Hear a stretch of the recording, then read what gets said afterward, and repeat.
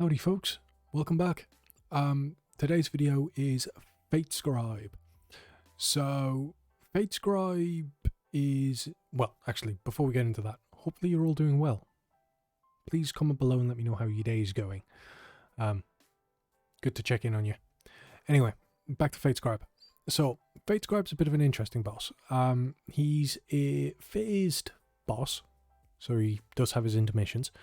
But his intermissions are potentially rather punishing from melee DPS because of what we need to do during those intermissions.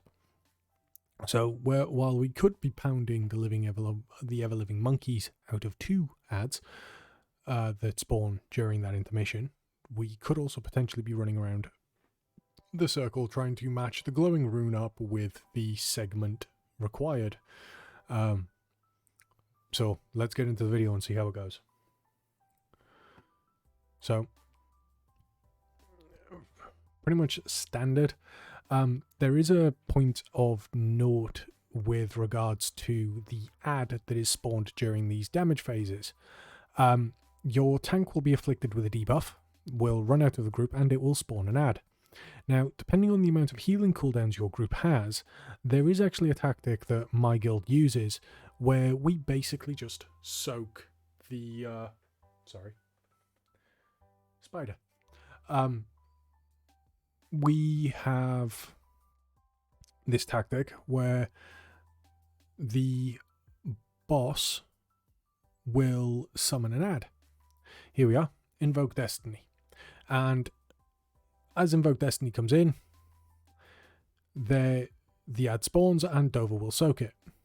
By soaking it, the entire raid takes a large amount of damage. But if you have the cooldowns, you can heal through it. So it's a fantastic tactic if you want to pass as a healer. But as a DPS, unfortunately, it does affect your passings. The reason for this is because once that single target add dies, it spawns lots of smaller adds. Those smaller adds are then what we can cleave off and use to increase our rankings. Outside of that, this fight is very, very much a single target encounter. Now, we're going into stage 2, which is the intermission. Now, I do have 2 weak auras that, if you guys want to see them, I can link them, but they basically tell who's assigned to what ring with the debuff, and the sleeping icon next to Tricky means he is the backup for these rings, and generally you just need to be kept aware of which one you're doing, where you need to be, and go. Now, the rings themselves, you can see that the blue arrow shifts, and that is the direction that the ring will travel. Now, if you want it to travel clockwise, you just stand on it by yourself. But if you need it to travel counterclockwise, because it's faster and is a shorter distance, you actually need 2 people to stand on it.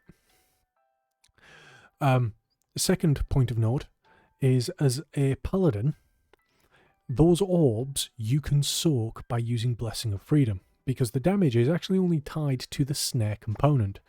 So, as a Retribution Paladin, you can make use of Divine Steed and Blessing of Freedom, and you can go and run into those orbs at the start of this encounter. It'll free up a lot of space for the rest of your team. Kind of hinders your damage slightly, but it does mean that you're helping the rest of the group, and that's something that you also need to consider as a Red Paladin, because we're not going to be top of the meters. Not if we've got Arms Warriors and Enhancement Shamans and Windwalker Monks and Venthyr Balance Druids. We're not.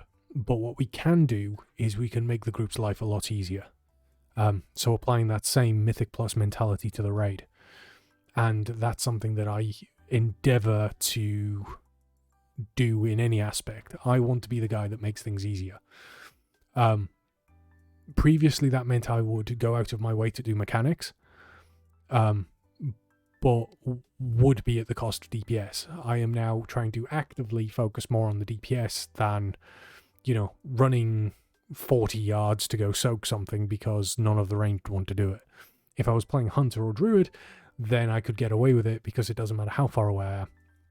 Now, the call is here for this Shade of Destiny that we're not actually going to soak it, because we don't have the healing cooldowns for it, so it dies.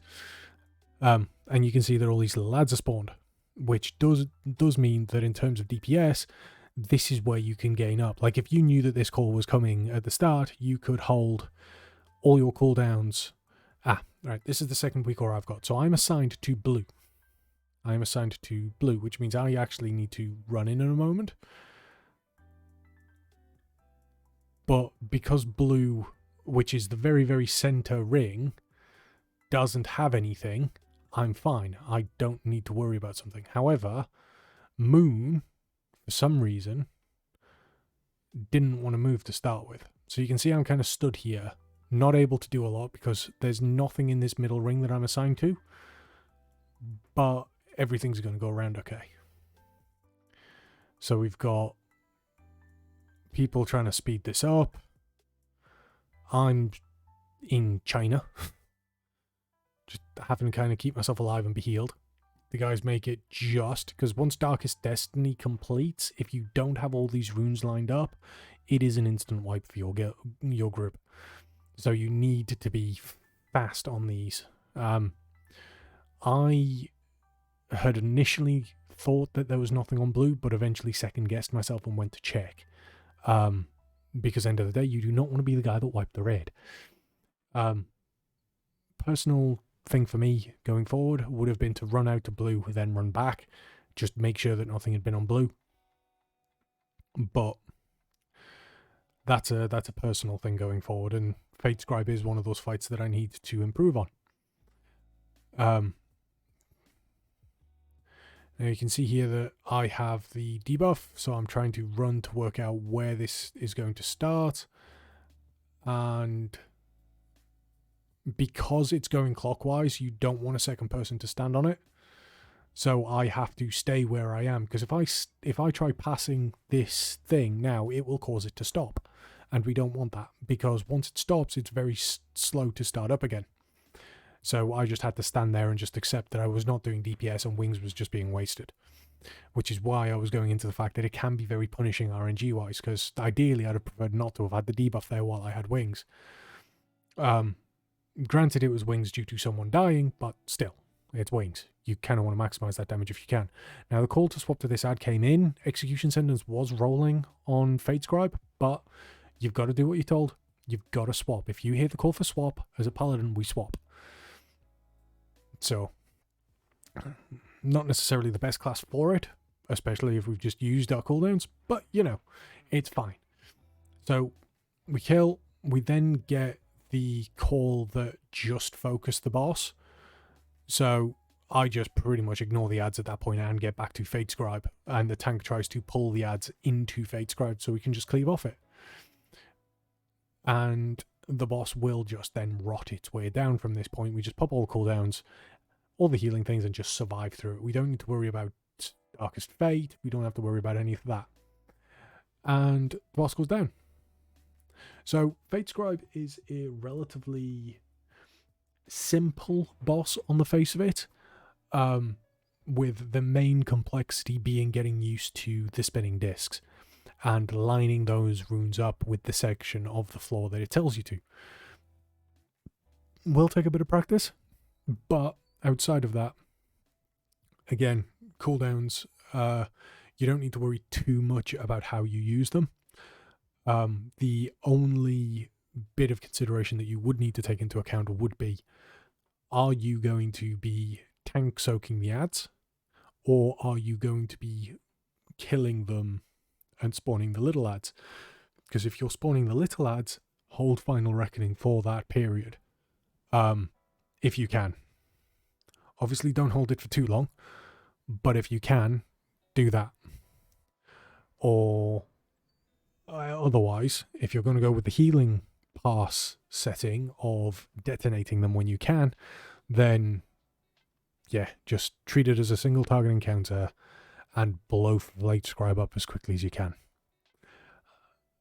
And hopefully you guys have liked that. I hope I'm getting better at these. It kind of feels like I am, but comment and let me know what you guys think below, and I will catch you for Kel'Thuzad. We got some interesting ones for that. Catch you in the next one, folks.